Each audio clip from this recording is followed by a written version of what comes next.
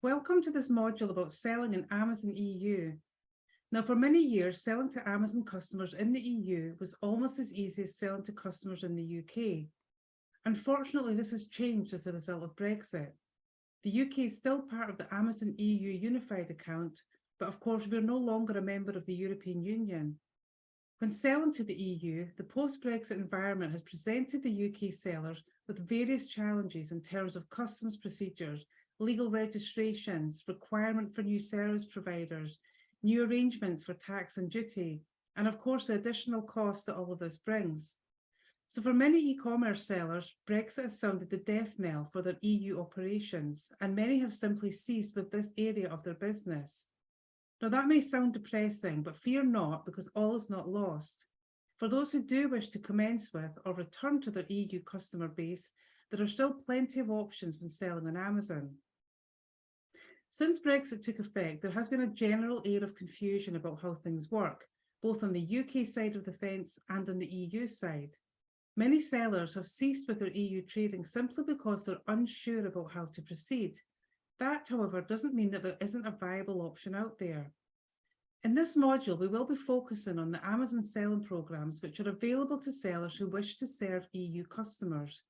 This will include the format of the programs themselves and how they work, but importantly, we'll also look at the wider steps you need to take as a business and the things that you need to put in place in order to trade in the EU.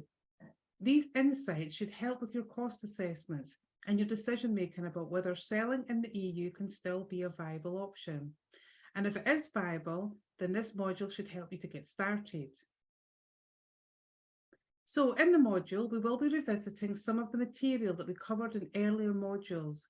We'll look again at the concept of the EU unified account, and we'll summarise the EU account settings that you should have either set up already in your UK account or which you can be aware of for future action. This includes linking your EU stores to your UK account.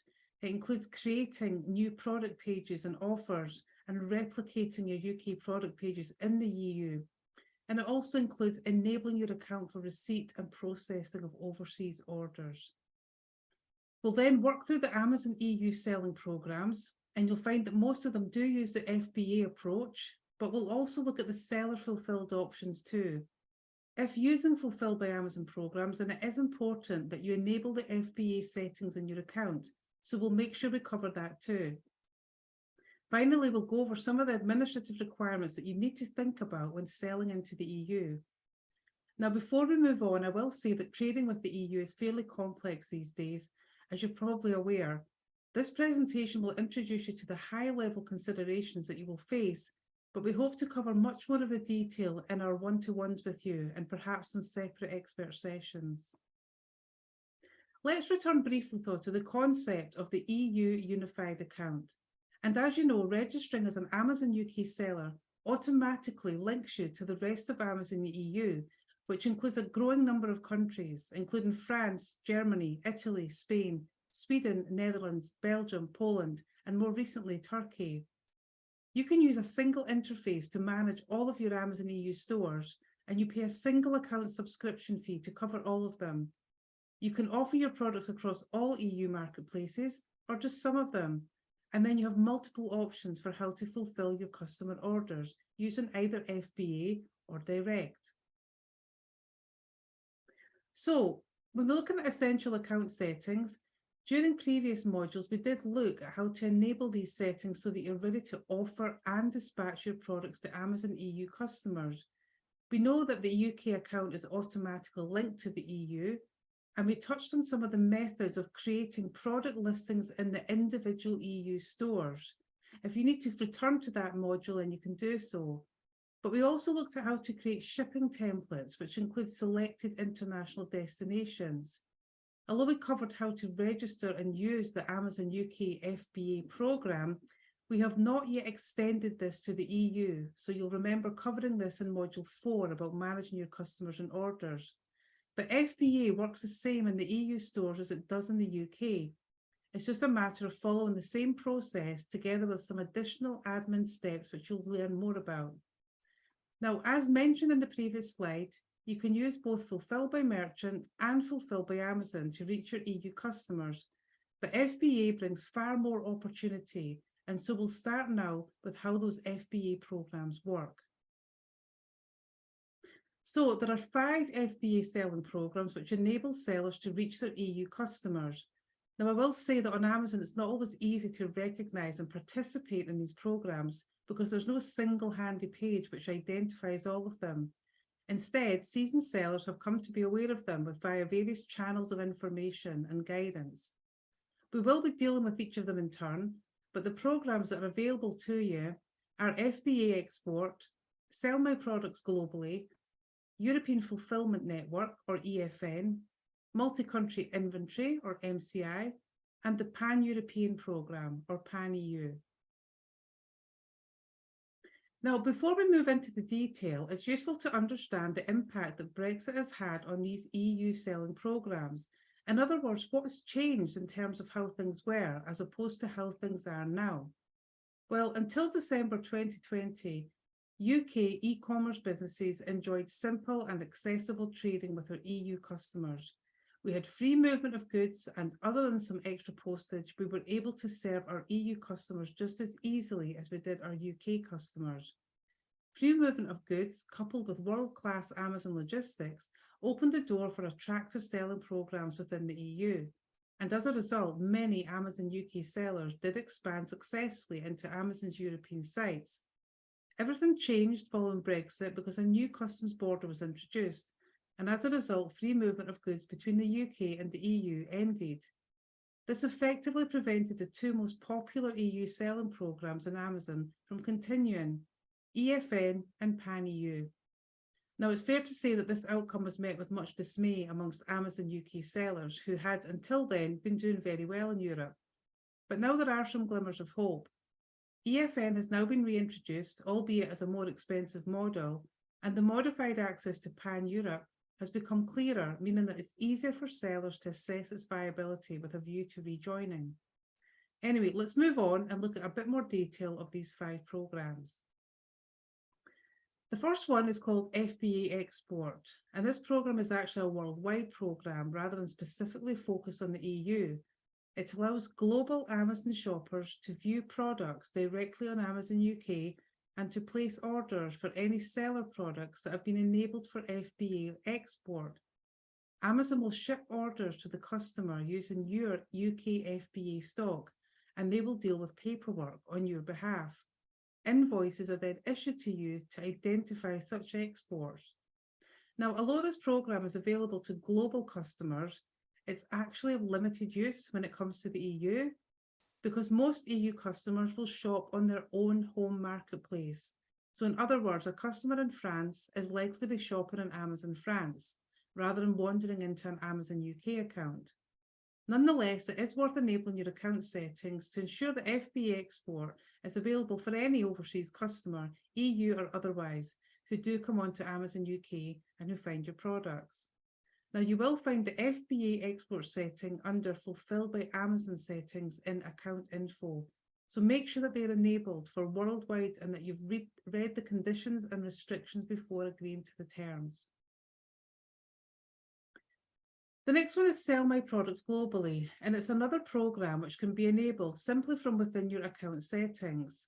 This program allows Amazon to translate and replicate your UK product pages into other EU countries and to then offer those products to overseas customers. Now, they'll normally only do this if you, the seller, is not currently offering your products in the EU, either because you've not created the product pages or because you're not currently operating in the EU. If you're not selling through Amazon Vendor, then you will probably know that Sell Globally program is working because the EU product page will state sold by Amazon as opposed to being sold by your company. What happens here is that customers in the EU can browse these pages in their own local marketplace and they can place an order. In this case, Amazon then instantly purchases the product from you, removes it from your FBA inventory, and then sends it to the EU customer, all in one seamless transaction. Now, although you are serving an EU customer, this is not actually classed as an export as far as you're concerned, because it's Amazon rather than you that's offered the product for sale, And in the event of an order, it's Amazon who's purchased the item from you and sold it on to the overseas customer. For you, the process and the price is no different to any other domestic order. Now, it can be a great way to get started and test the market, but there are some disadvantages. Firstly, you do not have any control over the product pages that Amazon chooses to translate, nor the countries that they appear in. Secondly, the item is offered for sale in the EU by Amazon and not by you. Hence, it may not appear anywhere in your inventory. And this means that you may not have any options to edit or manage the page in any way. The only thing that you're in control of is the quantity available for sale, since this will match whatever quantity is stored at the Amazon UK warehouses. Now, again, you can leave the doors open for this source of customer. Look for Allow Amazon to buy my products to sell globally under the Fulfillment by Amazon settings under Account Info, and you can choose whether to enable or disable this. Now, moving on to the European Fulfillment Network, also known as EFN. Now, for this programme, you need to make sure that your product pages from the UK are created also in the target EU marketplaces. This may mean using some of the listing tools described in earlier modules about adding products and offers to the catalogue. Now, the difference between EFN and the previous slide about sell my products globally is that with EFN, it's you and not Amazon who controls your offers in the EU. This means that the items will appear in your own account inventory and they can be managed and edited from there. Now, again, the customer can view the product pages from their own local marketplace and they can place an order. On receipt of the order, Amazon will ship the product to the EU customer directly from the FBA warehouse in the UK. Amazon will deal with any paperwork and customs process, but it's you, the seller, who's classed as the exporter. Now, EFN was originally withdrawn from UK sellers in late 2020 when Brexit took effect. This was because it required Amazon to ship products across a customs border. But following a revival of terms, conditions, and fees, Amazon has reintroduced the EFN program to UK sellers. And it works exactly the same way that it did before, but with some distinctions.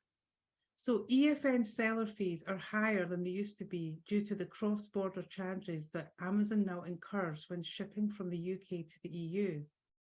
Also, products and order eligibility may be more stringent. For example, as a result of wider EU VAT legislation, Amazon cannot ship any EFN orders with a value exceeding €150. And there may also be other product exclusions due to various customs requirements. Let's look a little bit deeper about the comparison. So obviously the return of EFN has been a welcome move amongst many UK sellers who wish to commence or return to their EU customer base. But the additional costs may mean that it's not economically viable depending on the type of product, market and margins that a seller is working with. So it is recommended that you investigate this, possibly using the information and the price adjustment tools on Amazon. Now, the price adjustment tools allow you to set EU prices at a level which is equivalent to your UK pricing, but with adjustments made for fees and taxes. And if this does not adequately cover the top costs, then you can also add a percentage above the adjusted price.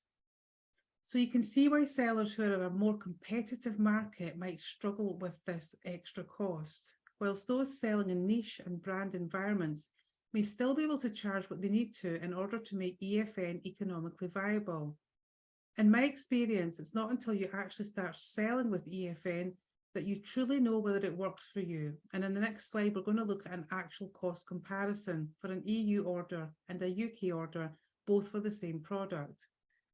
In the meantime, I'll just point out that you can enroll for EFN under your Fulfillment by Amazon settings under Account Info. You will then need to check Amazon reports to find out which, if any, of your products are still eligible for the programme. But here's a worked example which is going to provide a useful comparison between the UK and EU. Now, this is for a product that was selling in both the UK and in the EU using EFN. On the left-hand side, we've got a UK sale from the 26th of August, and you can see that all of the costs associated with the sale of that product using UK FBA. The sales price and income, including VAT, is £36, so that's £30 plus the £6 VAT. Then we see a commission removal of £5.50 along with the FBA fulfilment fee of £5.16, which, as you'll recall from Module 4, includes postage to the customer. The amount to be disbursed to the seller for this order is £25.33. But after VAT has been accounted for, the final proceeds from this sale can be taken as £19.33. On the right-hand side is a sale in Germany for the exact same product, placed within a few weeks of the UK sale. The sales price has been adjusted using the EFN pricing tool and is now around 15% higher than the equivalent UK price. Now, under new VAT rules in the EU, Amazon is responsible for collecting and retaining the tax on any sales made by a non-EU seller, and I will be covering this in a separate slide at the end. But moving on, we can see that the same percentage of commission has been removed in Amazon Germany, followed by an FBA fulfillment fee of just under €11. The amount to be disbursed to the seller for this order is then just over €22, which at the exchange rate at the time of the sale is around £18.66, compared to £19.33 in the UK. So that means a difference in gross sales income between the UK and Germany of about 3.5%.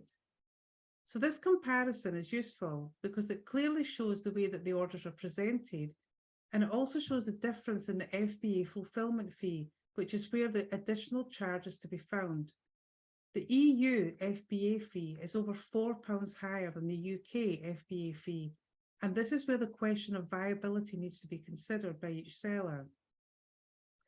Now, I will say that the real picture is often not clear until you actually start to engage with the programme itself, and in many cases there's no harm in you experimenting with it.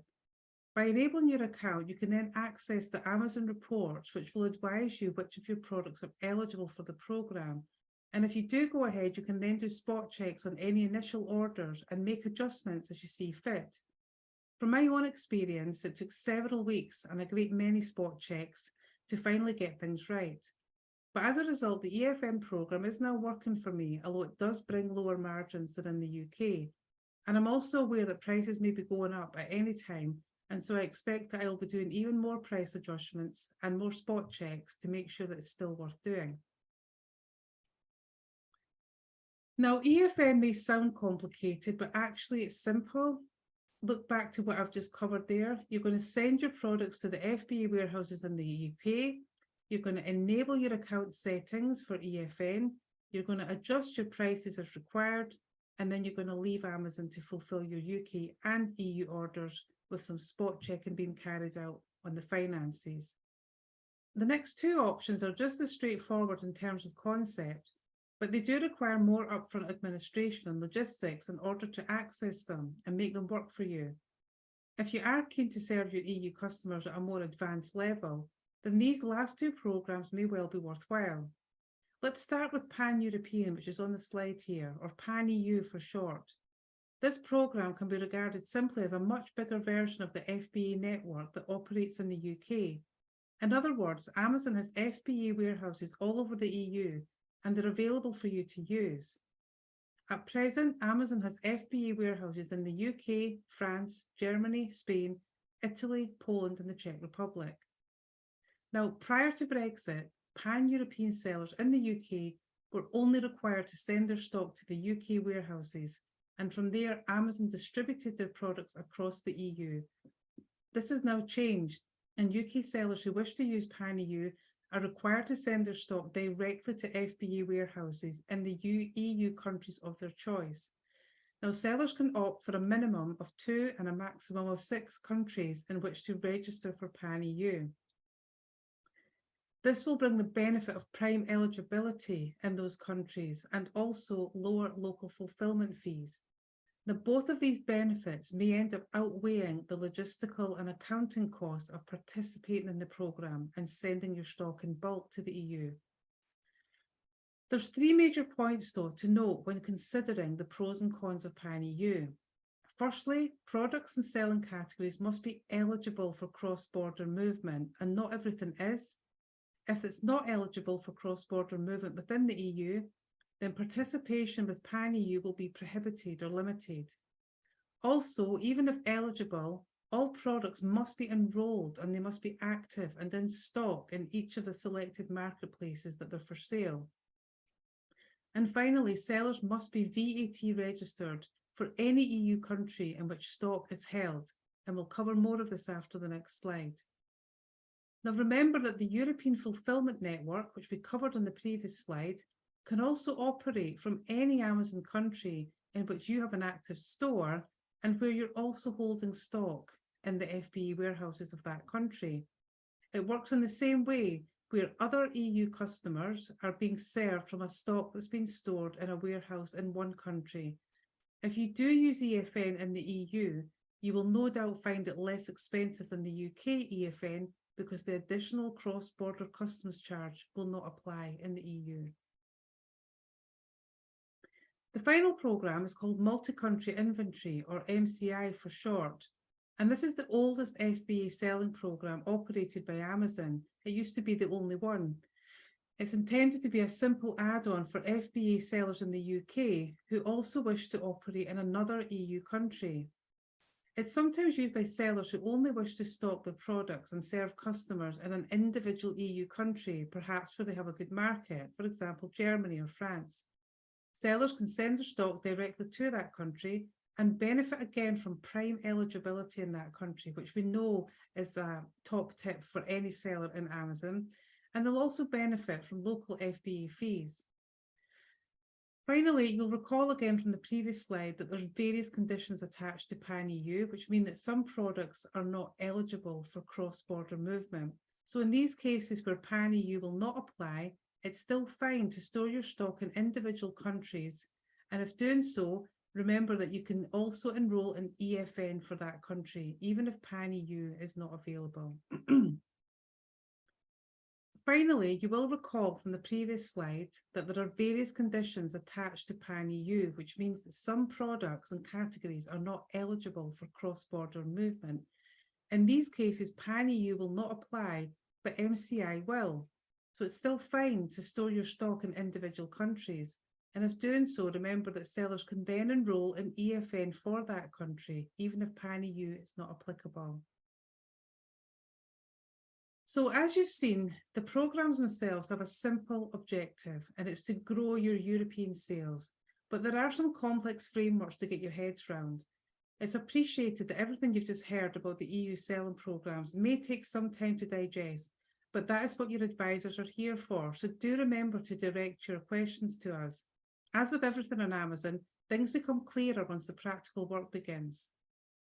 So now we've concentrated on the actual structure of the programmes, but this is only half of the picture because there are other steps you need to take as a business if you do want to use either of the EU-based FBA options, i.e. pan-EU or multi-country inventory, i.e. the options which require you to store stock in other countries. So as a starting point, if you wish to export bulk stock to the Amazon FBA warehouses in the EU, you will need to be registered for VAT in any EU country that you wish to use. This is a requirement of EU law in general, and it applies regardless of any sales that you make in that country. Also, when sending stock to the EU, either you or your representative will be classed as the importer of record, meaning that you are responsible for ensuring completion of customs paperwork and export procedures, along with payment of duties and taxes. This includes the requirement to hold a UK EORI number for the purposes of exporting from the UK and an EU EORI number for the purposes of importing into the EU. Now, there's many third-party logistics and service providers who can help you to export to Amazon warehouses. Some of you may already be using these services, and some of you may be bypassing the UK and simply importing directly into the EU instead. As I said at the start, the logistics are much clearer than they were a couple of years ago. And for many of you, the question of viability is simply a matter of cost. On this point, though, I would also advise you to look out for new Amazon programs which Amazon may introduce to help you to send stock to the EU warehouses using some of their partner carrier programs.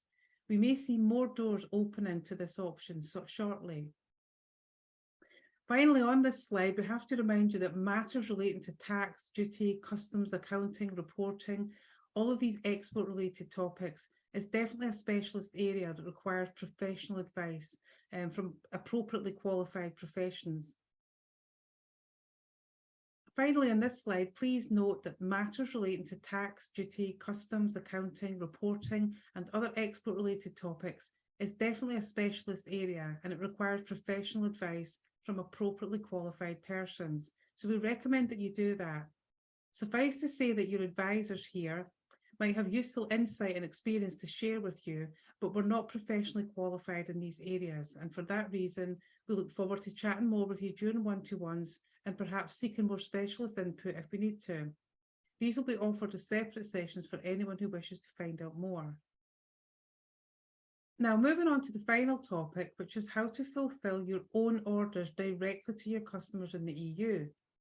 Now, clearly there's a lot to think about when you are expanding into the EU, but it is a very large market, and once you've worked through the logistical steps, it could prove to be a great move for your business.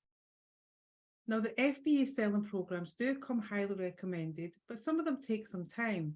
So remember that you can also start exporting immediately by using Fulfilled by Merchant to send your products directly to overseas customers. Module 4 has already covered the method of activating international shipping rates for selected countries, and you can create these once you've researched the associated prices of overseas shipping. An important point here, though, is that orders must be sent on a delivered duty paid, also called DDP and DTP. But you can find quotes for this and make reasonable account for this in your charges. You'll also find another solution through Amazon's IOSS number, which we'll come to just shortly. So again, dependent on the market you're operating in, you may find that your products do or do not stand up to the additional prices that Fulfilled by Merchant approach might bring. But everything is worth researching. As with FBA, Brexit has also created additional costs and complications when sending orders directly to customers. So let's take a look at this on the next slide. So when exporting, the seller must complete a commercial invoice for each order. The table on the right gives a good idea of the type of information that's requested. The seller and customer details identify who the exporting and importing party are, whilst the item details allows for monitoring of the goods which are leaving and entering a country. The customs value is used as the base figure for calculating any import duty and VAT. But let's look at how this works behind the scenes.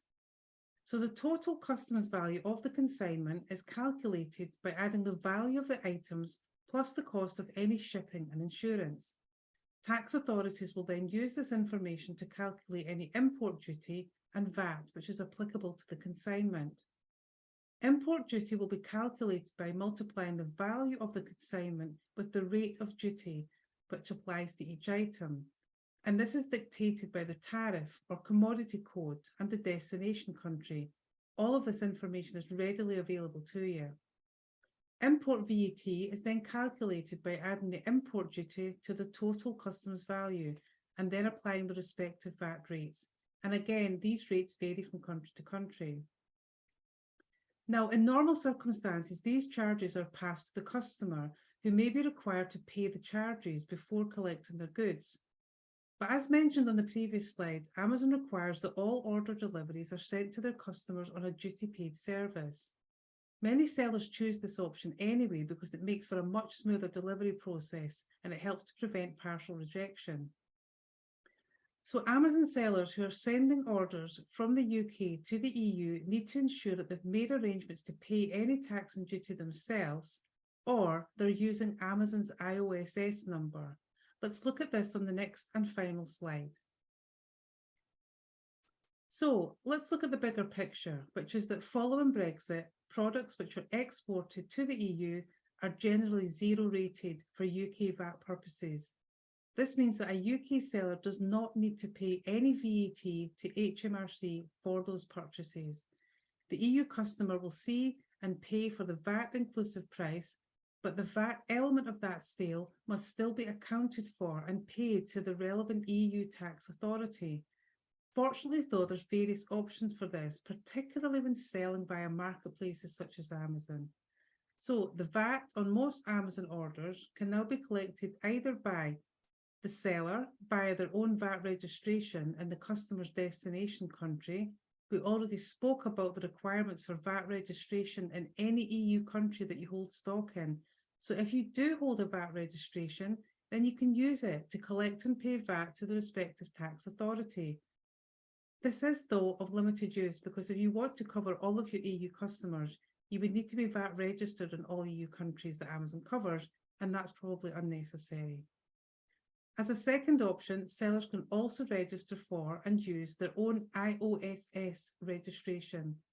IOSS stands for Import One-Stop Shop, and this is a new single registration which enables non-EU sellers to collect and pay all of their EU VAT to a single EU tax authority of their choice.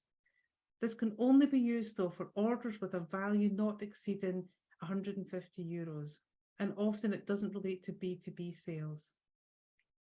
As a third and more convenient option, sellers can take advantage of new EU legislation which requires Amazon to collect VAT from any EU sales on your behalf. They will then remit this to the respective tax authority. This applies when using most e-commerce marketplaces, not just Amazon, but it does not apply when selling on your own website, so do bear that in mind. Now, you may recall the worked example that we looked at of the two orders from UK and Germany, showing clearly that the VAT on the UK sale was left to the seller to pay, whereas the VAT on the Germany sale was collected and retained by Amazon before dispersing the remaining proceeds to the seller. If you do want to send orders directly to EU customers and you don't have your own IOSS number, then you must provide the courier with Amazon's IOSS number. This ensures that the customer will not face any additional import charges, meaning that both the customer and Amazon should be happy. Now, bear in mind that aside from all these methods, there are always other options involving third-party service providers who you may find and have them acting on your behalf.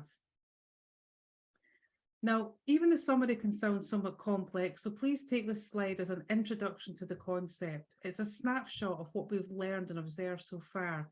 I still occasionally read conflicting information from expert sites, and so sometimes I have to keep going back and rechecking the information.